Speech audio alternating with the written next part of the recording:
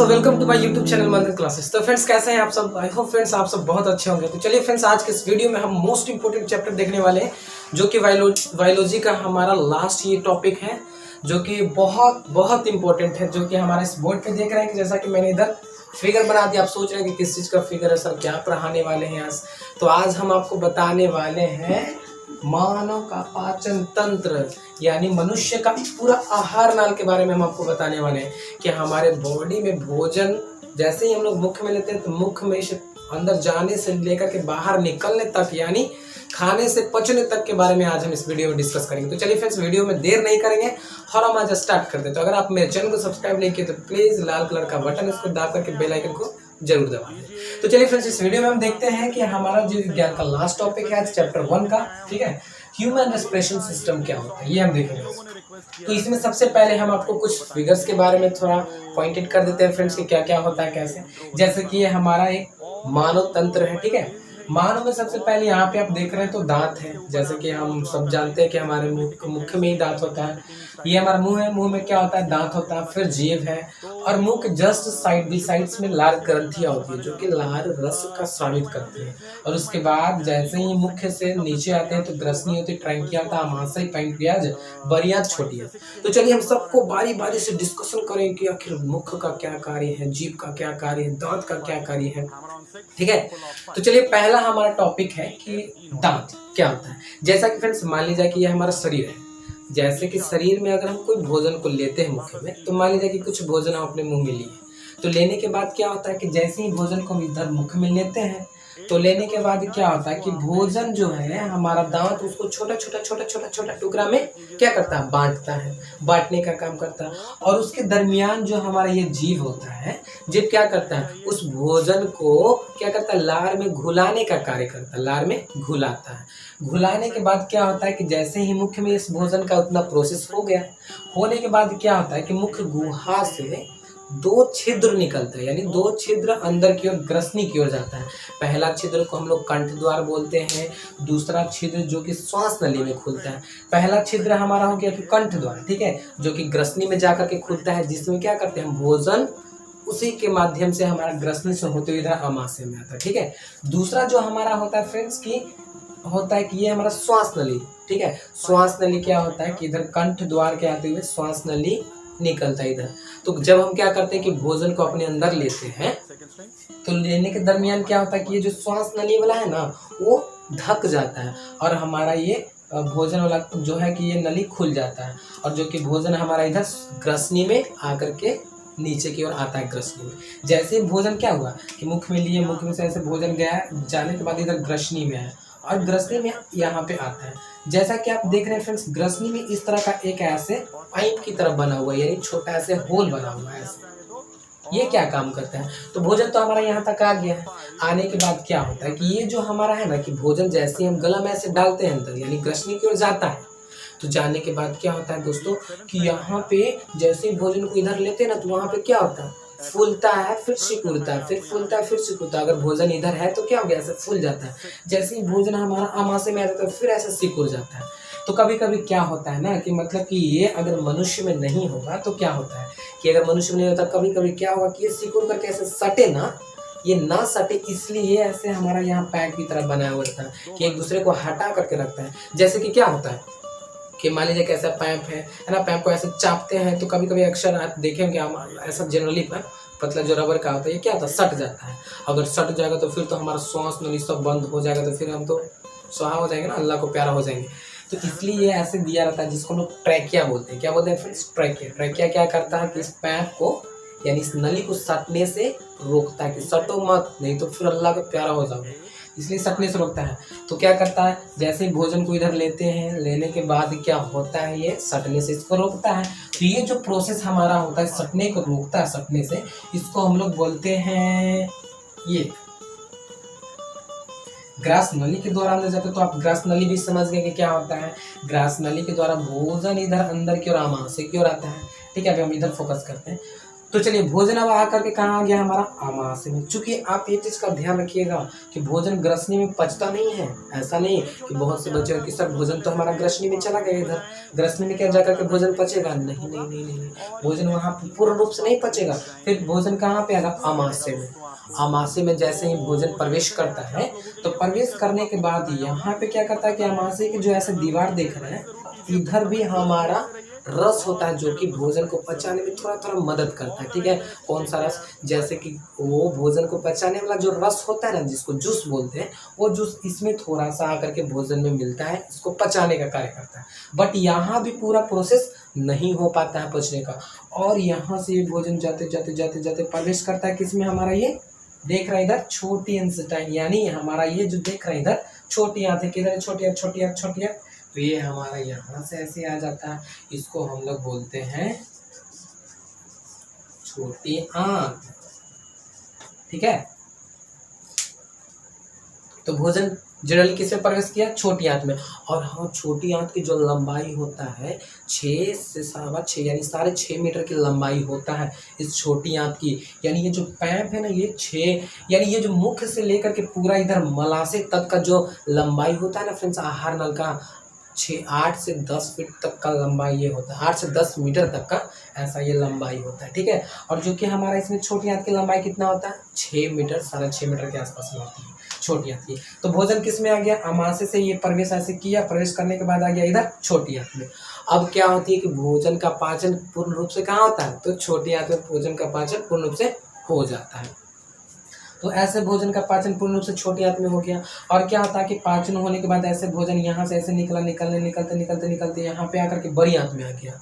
ठीक है, अब छोटी आंत में क्या होता है कि जो भोजन से संबंधित जो प्रोटीन, वसा, फैट होते हैं, वो सब क्या करता है कि सेल्स जो होते हैं ले लेते हैं और ब्लड के माध्यम से जो पूरे शरीर में फैलाव होता है वो कर देते हैं। ठीक है, अब यहाँ से भोजन क्या होता है? जो अवशिष्ट भोजन बच जाता है, यानी जो एक्स्ट्रा भोजन बच जाता है जिसे हमारा शरीर नहीं डाइजेस्ट कर पाता है, उस भोजन को ये बड़ी आंत में चला जाता है। ये फ्रेंड्स ऐसे जो दिख रहे हैं बड़ा नुमा, ऐसे नली आपको दिख रही है ना, ये नली को हम लोग बोलते हैं बड़ी आंत। क्या बोलते हैं?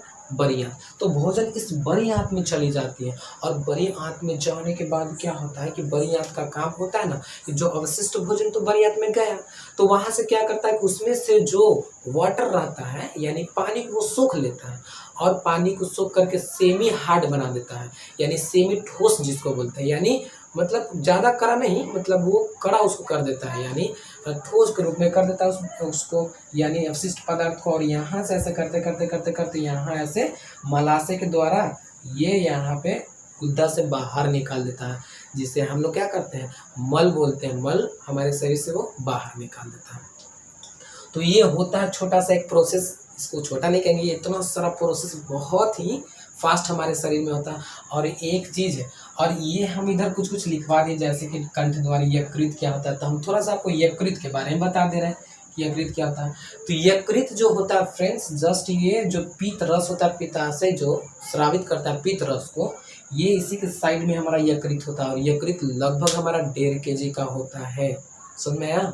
और यहाँ से क्या करता है? पीत का ये निर्माण करता है, जो कि हमारा स्पेशल यहाँ पे पित्ताशय ऐसे बना हुआ रहता है, और पीत इसी में जमा रहता है। पीत काम क्या करता है? तो पीत एक रस है जो कि भोजन को पचाने में हमारा सहाय करता है। और चूंकि जानते हैं आपकी भोजन हमारा पचना कहाँ से स्टार्ट हो जाता है, तो भोजन हमारा पचना मुख से ही स्टार्ट हो जाता है। मुख में एक लार ग्रंथि होती है जो कि क्या करती है? उस ग्रंथि को हमारे मुंह में छोड़ती है, जो कि लार ग्रंथि जनरली हम देखेंगे तो लार ग्रंथि हमारा मुख गुहा में ही होता है, और वहीं से पहला काम स्टार्ट हो जाता है भोजन का पचना। और वो जनरली 3 टाइप्स के होते हैं लार ग्रंथि, जो कि हम विस्तार से पढ़ेंगे तो देखेंगे। ठीक है, तो अब ये तो आप पूरा सिस्टम को समझ गए कि हमारे शरीर में कैसे कैसे होता है। बात रही कि आपको लिखने की, समझने की, तो वो आप क्या करेंगे? खुद से प्रयास करेंगे लिखने के लिए। अब देखिए फिर से हम आपको बता देते हैं कि हमारा मुख गुहा क्या होता है, स्पेशलिस्ट। तो देखिए मुख गुहा क्या होता है? भोजन का एक पहला अंग है जिसमें भोजन प्रवेश करता है। और मुख गुहा में जनरली हमारा क्या होता है? दांत होता है, जो कि दांत 4 टाइप्स के होते हैं हमारा दांत। पहला अग्र जो दांत होता है, और उसके बाद इधर साइड वाला दांत जो ये देखते हैं चिरने फाड़ने का काम करता है। उसके बाद ये जस्ट बगल वाला दांत होता है जो कि कोई चीज़ को क्या करता है? चबाता है। और लास्ट में हमारा जो बड़ा बड़ा जो दांत होता है वो कोई चीज़ को पीसने का काम करता है। तो जनरली दांत हमारे कितने? 4 प्रकार के होते हैं, समझ आया, जो कि मुख्य गुहा में ही रहता है। उसके बाद जीभ की बात आते हैं, तो जीभ हमारा क्या करता है कि भोजन को घुलाने का काम करता है, किससे, लार के द्वारा, ताकि भोजन पूरा ऐसे घुल जाए। घुलने के बाद क्या करता है वो भोजन हमारा इधर ग्रसनी के द्वारा, आपको पता है ना कि यहाँ से 2 छिद्र खुलता है, कंठ जो यहाँ पे हमारा मुख रहता है, मुख में 2 छिद्र जाता है। पहला छिद्र है जो कि ग्रास नली में खुलता है, जिसमें हम भोजन को लेते हैं। दूसरा छिद्र हमारा जो कंठ द्वार है, जो श्वास नली में खुलता है, जिसके द्वारा हम ऑक्सीजन अंदर लेते हैं, यानी गैसेस को अंदर अपने अंदर लेते हैं, समझ में। अब उसके बाद आती है स्वाद कलियां। तो स्वाद कलियां क्या है सर, तो स्वाद कलियां आपका ये है, जो आपका जीभ है ना, जीभ पे छोटे छोटे छोटे छोटे छोटे छोटे कई अंकुर होते हैं, यानी कई ऐसे छोटे छोटे पार्ट्स होते हैं, जिसे हम लोग स्वाद कलियां बोलते हैं। और ये स्वाद कलियां क्या होती है, तरह तरह के व्यंजनों को स्वाद पता करने में ये काम करती है, समझ में आया। तो ये स्वाद कलियां कहाँ होती है, जीभ पे छोटा छोटा एक दाना होता है, वो बहुत सारे दाना को मिलते हैं, तो हमारा स्वाद कलियां ऐसे बनते हैं। अब उसके बाद तो आप देख लिए कि लार ग्रंथि क्या होती है। तो लार ग्रंथि मुख्य से स्रावित लार को क्या करते हैं, स्रावित करते हैं, जो जनरली 3 टाइप्स के होते हैं। ग्रास नाली क्या होता है, तो ग्रास नाली मुख्य से जो 2 छिद्र आपका खुलता है, वो छिद्र जो कि इधर ग्रास नाली में इधर भोजन को अंदर आने में मदद करती है, उसी को हम ग्रास नाली कहते हैं। उसके बाद हमारा तो आमाशय क्या है, तो जनरली आप समझिए तो आमाशय को हम अपनी भाषा में पेट बोलते हैं, जहाँ पे भोजन क्या होता है, थोड़ा स्टोर होता है, यहीं पे भोजन आकर के जमा होता है, जमा होने के बाद फिर छोटी आंत में चला जाता है। यहाँ से देखिए ना, ऐसे छोटी आंत का ऐसे डायग्राम बना हुआ देखिए, और छोटी आंत यहाँ से ऐसे अंदर आ गई, तो ये हमारा छोटी आंत का ये चित्र है, समझ में आया। उसके बाद होता है छोटी आंत से रिलेटेड एक बड़ी आंत। तो छोटी आंत से भोजन जो अवशिष्ट भोजन बच जाता है वो बड़ी आंत में चला जाता है, और बड़ी आंत में भोजन क्या करता है, जो बचा हुआ भोजन रहता है उसमें से वो पानी को सोख लेता है, बड़ी आंत वाटर को सोखने का काम करता है, और जो अवशिष्ट भोजन होता है उसे मलाशय यानी गुद्दा द्वार के द्वारा बाहर निकाल दिया जाता है। तो ये आपका था फ्रेंड्स मनुष्य का पाचन तंत्र, समझ में। और उससे रिलेटेड कभी कभी आपको ये प्रश्न ऐसे पूछेंगे कि दंत अस्थि क्षय, कभी कभी आपसे ये प्रश्न पूछते हैं कि दंत अस्थि क्षय क्या होता है, यानी दांत के बारे में अगर आप विशेष रूप से जानेंगे फ्रेंड्स तो क्या होता है कि देखिए, दांत जो होता है एक वयस्क मनुष्य में, यानी एक जवान मनुष्य में दांत की संख्या टोटल 32 होती है, ठीक है। जैसे जैसे ही आदमी क्या होता है उम्र ढलते जाता है, बूढ़ा होते जाते हैं, दांत तो क्या होता है धीरे धीरे अम्ल बनाना स्टार्ट कर देता है, जो कि अम्ल ज़्यादा मात्रा में बनने लगता है ना, तो दांत हमारा झड़ने लगता है, तो ये होता है।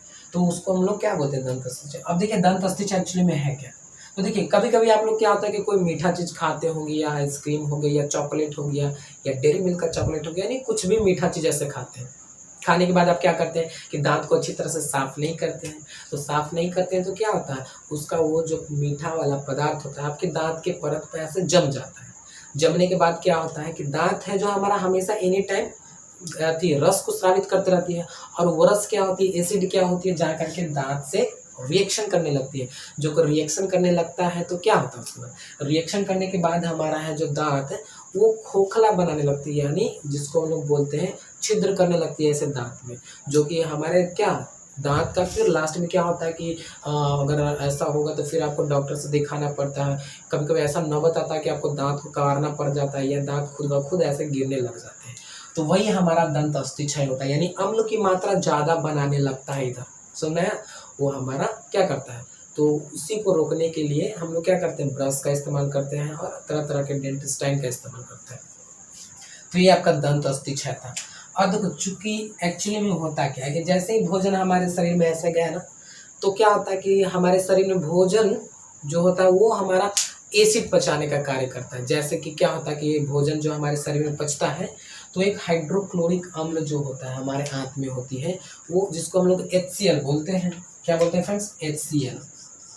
HCl क्या होता है कि भोजन को पचाने में महत्वपूर्ण सहायक होता है। ये हमारा अम्ल है जो कि भोजन को पचाने में सहायक करता है, इसको हम लोग हाइड्रोक्लोरिक अम्ल बोलते हैं। हाँ, वही हाइड्रोक्लोरिक अम्ल जो कि अगर आपके शरीर के किसी पार्ट पर अगर पड़ जाए या गिर जाए तो आपके शरीर को क्या कर सकते हैं, नुकसान पहुंचा सकती है, और वो अम्ल हमारे शरीर में रहता है फ्रेंड्स, और वही अम्ल हमारे भोजन को जनरली पचाने में सहायक करता है। और ये क्या करता है कि भोजन के साथ में ये मतलब ये अम्ल चाहता है ना कि हमारे शरीर में क्या है कि जो भोजन आए उसमें खट्टा पदार्थ की मात्रा मिला हुआ, और जनरली ये खट्टा से रिएक्ट करता है और उसे पचाने में मदद करता है। तो कभी कभी आप लोग शादी विवाह में गए होंगे या पार्टी में या साउथ में उधर देखे होंगे, साउथ में दक्षिण भारत में, तो उधर क्या होता है कि ज़्यादातर चिकन सब खाते हैं, चिकन बिरयानी, मटन बिरयानी। तो क्या होता है कि हम लोग अगर चिकन बिरयानी लगातार 2-3 दिन तक खाने लगे तो पचना ऐसे असंभव होने लगता है, पचता नहीं है।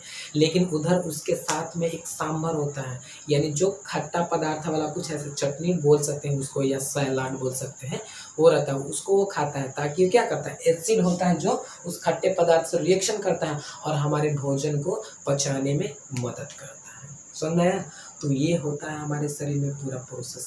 अगर आपको इसके बारे में पूरा डिटेल से पढ़ना है कि सर अब हमको बताइए कंठ द्वार के अंदर ये जो यकृत होता है, फिर पित्ताशय होता है, तो ये पूरा डिटेल्स आपको अगर पढ़ना है तो फ्रेंड्स आप ज़रूर पढ़िएगा, ठीक है। अभी ये तो हमारा टेम्पोररी था, जैसे कि मैंने ऊपर बता दिया, क्योंकि हमारा अभी टॉपिक था कि मनुष्य का पाचन तंत्र बोल सकते हैं या मनुष्य का आहार नल का सिस्टम। अभी 10 तक सिर्फ आहार नल के बारे में ही पढ़ना है कि क्या क्या आहार नल है, कि भोजन को किस प्रकार से प्रवेश करती है और कैसे बाहर निकालती है।